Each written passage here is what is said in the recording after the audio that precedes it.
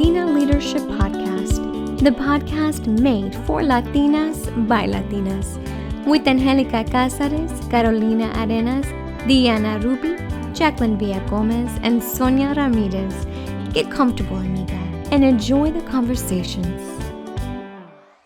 Hola, amigas, and thank you for joining us on another episode of the Latina Leadership Podcast. I'm your co-host, Sonia Ramirez.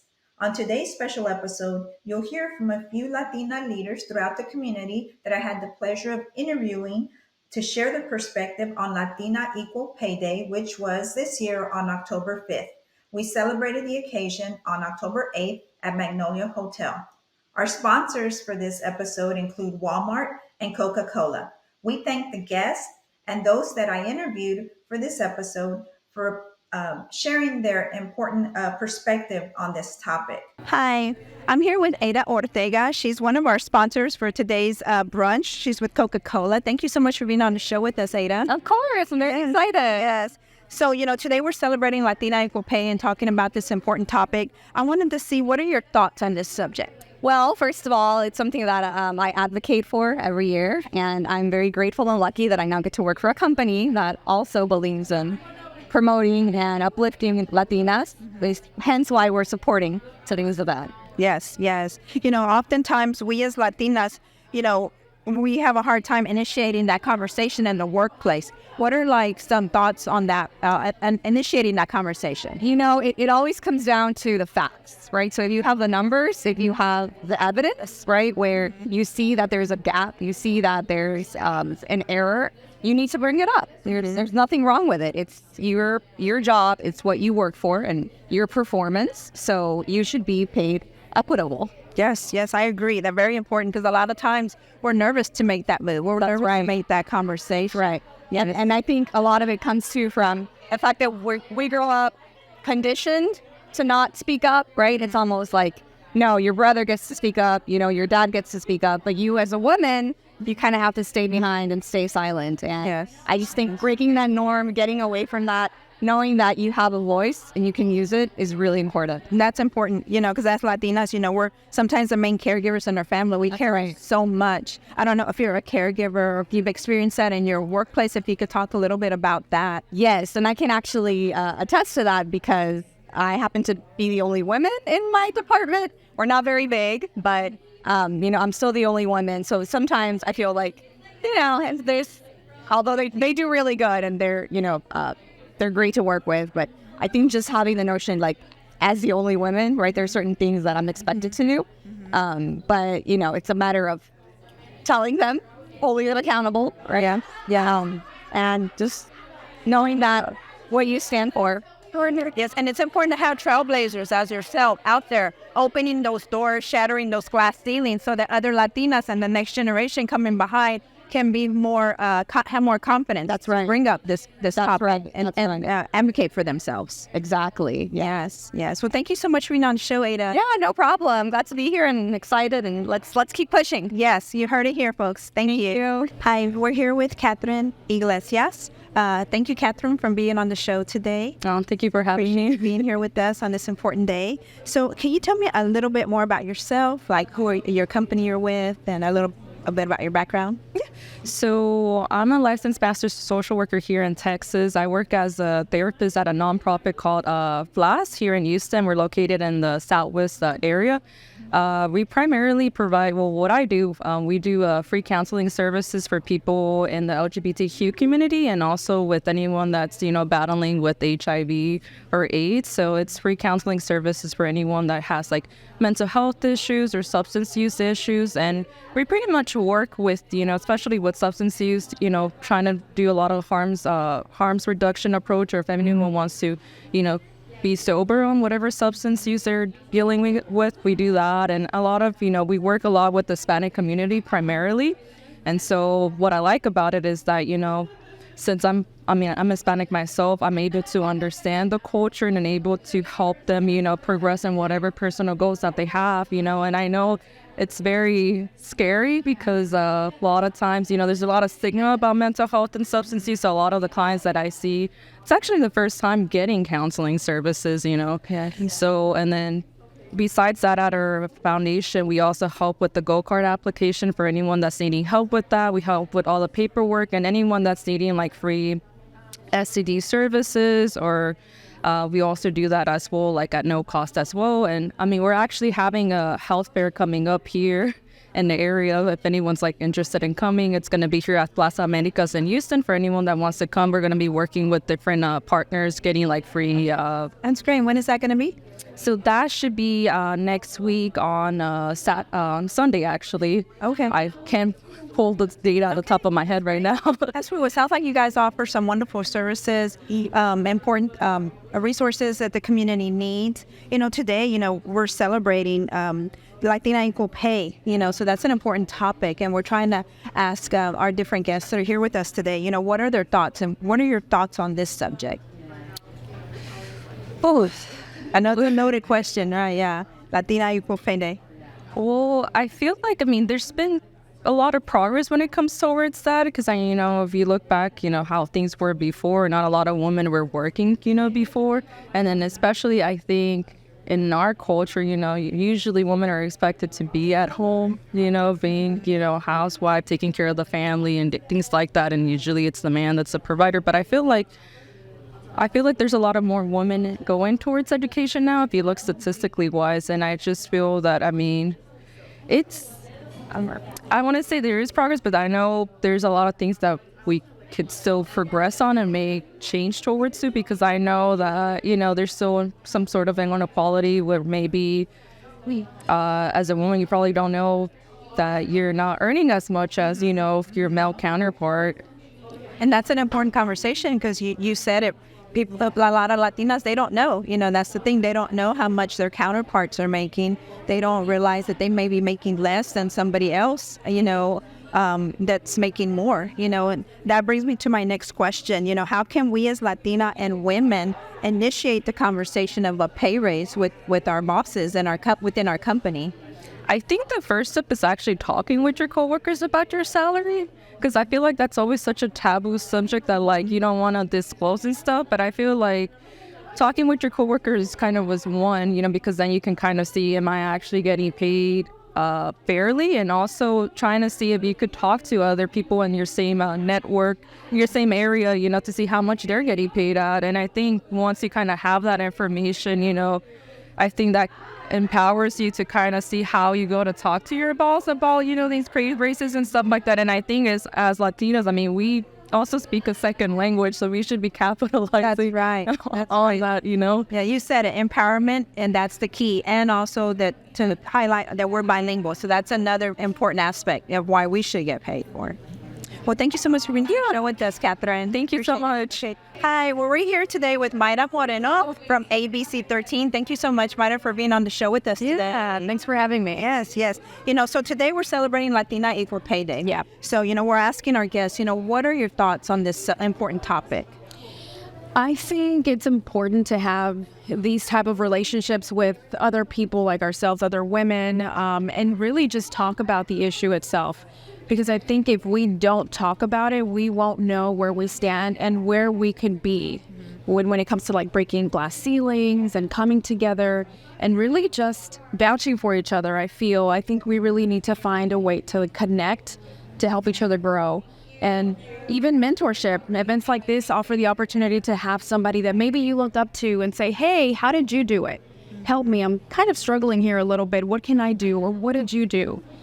So it's just important, first of all, just to talk about it in general. Yes, I think mentorship too, and making sure that you have a tribe behind you to help you. Yes. Yeah. And, how can we as Latina and women initiate this conversation within our companies, to bring the topic of a pay raise? Sometimes that's a taboo, or we're worried, we don't know, we don't want to bring that up because we don't want to stir the pot. And that is a tough question to answer, because it's something that I know many of us struggle with and deal with, depending on your company or the agency you're with. But I think it starts with developing a relationship with the people at your job and sort of learning how to talk about something that's so difficult, and maybe even just going for it. Hey, can I ask you, do you mind? And you never know, maybe somebody that you look up to will be more open about it. And it just starts there. just, do you mind if I ask you, or what do you think? You just never know who is maybe ready to answer that question. Because it can be scary, because you mention it and then then it doesn't go the right way. Exactly. If you don't do it, then you'll never know. Yes. Because it's so important, because a lot of us don't realize we're not getting paid what we should. Yes. Not getting paid our worth. So it's important to have those conversations, I think. And I think the companies sort of thrive on that because the fear, right? Mm-hmm. They don't want the employees to talk about how much they're getting paid, because then it develops into something where it's like, hey, why is this person getting paid this and I'm getting paid this, but I feel like maybe I have the same experience or maybe just a little bit more. Yes. But yeah, it's taboo, it's difficult, but I think it is. We just need to do it. I think the other topic too is that, we as Latinas, we're often the main caregiver with our families. We take care of everybody. Are you a caregiver by any chance, or has it affected you in your career? So I'm the oldest in my family. I did basically raise my 2 sisters and my brother. My parents had 2 jobs at a time, and I had to grow up fast. I didn't really get a chance to experience a lot of traditional things and whatnot. It was a lot difficult because I had to step up and care for my siblings. And I don't regret it, because I feel like it really has pushed me to where I am now, being more of a leader and really pushing for what I want. But it was difficult because you sort of miss out on a lot of things of just being a teenager and growing up. And I think it's part of our culture sometimes. The oldest always steps in and helps, and you have to do this, you have to do that, you have to learn how to cook and care for your siblings, or maybe like an older relative that's sick. Yeah, and that can be tough, It can be tough because you put yourself last, and I think that's the problem, and then we start suffering, our health starts suffering. Yes. So, well, thank you, Myra, for being with us and talking about this important topic for our community. Yeah, thanks for having me, and let's get paid. Yes, you heard it right here from Myra. Hi, we're here with Blanca Beltran today on this important day where we're talking about Latina equal pay. So tell me a little bit about yourself and what do you do in the community? So it just depends on the day, right? I have a job at Shell that's amazing and such a great company to work for, but my passion is definitely making an impact in the community in any capacity and in any form that looks like. So I'm part of the Alley Theater Zocalo Advisory Committee. So we're all about bringing the arts to the community because as a kid, I always wanted to be at the Alley Theater or like the War Down. I love arts. I love dancing. But we didn't have the funds to be able to do those things. So I feel like it's my responsibility because now I'm capable to bring that attention and bring it to the community that I have to be part of that. Yes. So the Alley Theater is really great about bringing community together and bringing like the American Mariachi to Houston right now during Hispanic Heritage Month. So we're so excited about all the things that are happening, but we also do Masa part of Dia de los Muertos board and just other, Navidad del Barrio. So we bring Christmas to the community, but we do different things throughout the year.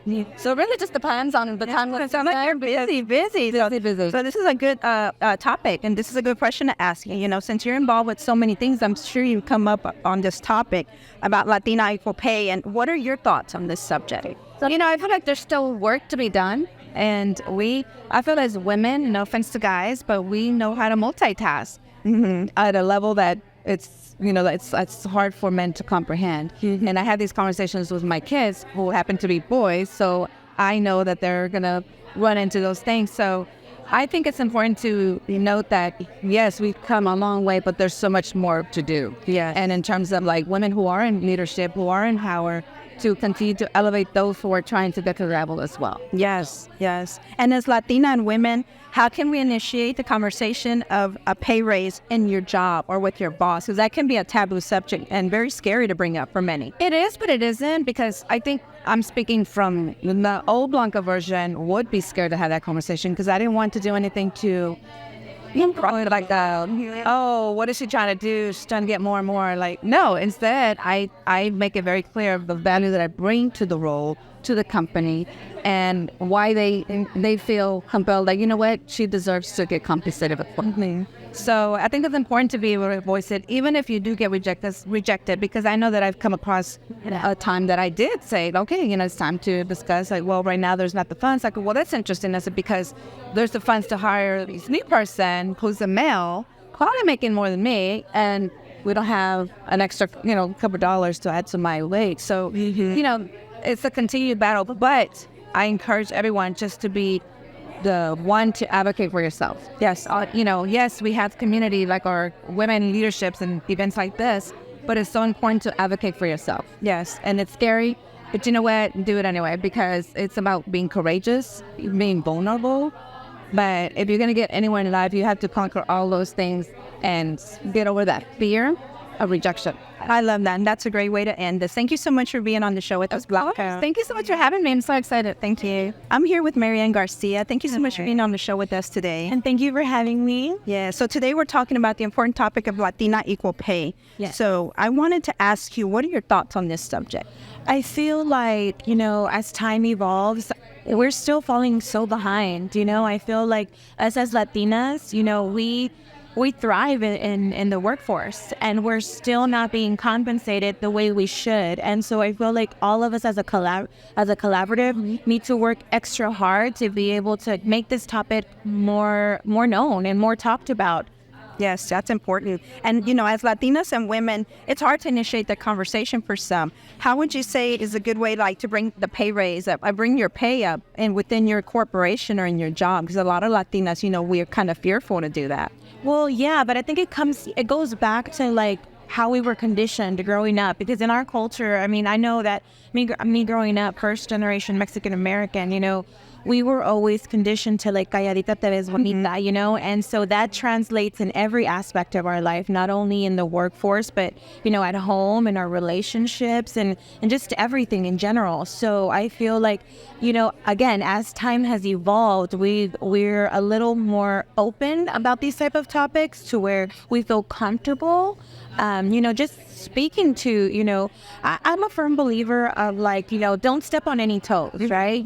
Speak to your supervisor, your director, and voice your opinion, and always, do your homework, do your due diligence, write out a plan as to why you feel you deserve it, why you feel like you're earned that raise, because after that, they don't have a rebuttal, and so you've stated your point, you're proven your point, and start that way, Yeah, that's great. I like that. Good advice. And as Latinas, we're often the main caregiver in our family. We take on a lot. Are you a caregiver yourself? Actually, I work in healthcare. So my 9 to 5 actually is, I'm a regional director of emergency medicine, but also my father's currently on hospice. And so with that being said, I carry a lot of that pressure on me, being the oldest in the family, and also because healthcare is my background. I feel that need to want to help, to want to provide. And I'm also helping, and my dad he has his nurse, but I'm also there as well, just kind of monitoring and, for emotional support, for spiritual support, for my family, my mom, And has this affected you in your job place? Are they understanding or? So luckily, after COVID, remote work was very big. So, my 9 to 5 is remote. And then I also work with AMA, which is the Association for Advancement of Mexican Americans. And so I do community engagement and student recruitment for them. And they're also very understanding. And so they're very flexible with me. So, if I need to rush home for whatever reason, to be with my dad, they're very flexible, and I'm very fortunate. That's great to hear. That makes me happy. But thank you so much for being on the show with us, Marianne. Okay, thank you. Hi, I'm here with Vanessa Vasquez. Thank you for being on the show with us today. Yeah, thank you for having me. So today we're talking about an important topic, Latina equal pay. Yeah. So I wanted to see if you can tell me a little bit about your thoughts on this subject. Well, I've been a huge advocate of Latina Equal Pay Day for the past 8 years, actually, and I've worked with Sonia Ramirez, one of the lead founders and activists when it comes to Latina Equal Pay, and I think it's such an important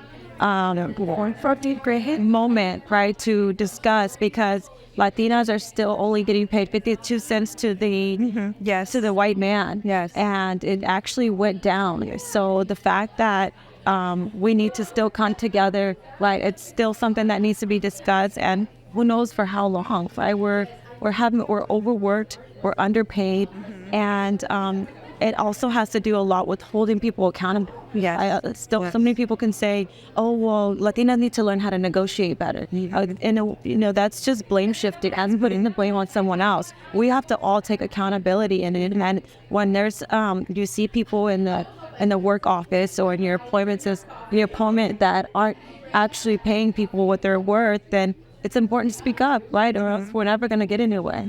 And how do you suggest, or what's your advice for Latina women to initiate that conversation, that important conversation about their pay? Yeah, I think like this, right? Talking about it, not being able to speak up and say, hey, how much do you get paid? Or how much do you think that I should get paid? Or even do research, right? If you don't have anyone else, do research, send questions, send people DMs on Instagram. I have applied for this job. What's average pay? Can you get? And let's be honest with each other, right? And say, hey, this is how much I got paid. Or if you're in a position of leadership and you see someone trying to kind of lowball someone, say, hey, you know what? Actually, let's give her this, and know, like, we're essential. We're essential. We're such a big part of our culture, and I feel like we're one of the hardest working people, right? I agree. Yes. By nature, we've kind of been brought up like that. So Yes. that's what we're worth. I know. And, Latinas were often the main caregiver in our family. We carry all this weight on our shoulders, Are you a caregiver yourself? I am. And that's actually, I think that's so important. So I was going to ask you, how does that affect you? And has it affected you in your workplace? Yes. And then constantly having to overgive and overwork for less, right, is actually, I learned, is a scarcity mindset, right? And that when we actually learn also how to take a step back and know our worth and say, no, actually, this is how much I want to get paid. I know my value. I know what I'm worth. And basically walking away when someone is not meeting your standards, and the pay isn't what you feel, because if they do it once, sort of that saying, right? They disrespect you once, they're going to keep doing it again. And it's not until we respect ourselves to say, no, this is my price, and I'm not going to stay later just to make up this price. This is my price, and this is my quality, and pay me my worth. Págueme. I like that. Good advice. Good advice to end this interview. Thank you so much for being on the show with us. You. All right. Thank you. Thank you to our founder, Angelica Casares of the Latina Leadership Podcast, for organizing such an important event for us to gather and share our thoughts and ways that we can make a difference moving forward with Latina Equal Pay Day. Thank you so much for joining us, and we hope this episode inspires you. If you enjoyed this interview, please be sure to drop a comment below, like, subscribe, and share with your friends. Thank you. What did you think of the conversation? If you enjoyed what you heard, let us know in the comments. And please don't forget to like, subscribe, and share with your friends. Thank you for listening to the Latina Leadership Podcast, and we will see you next time.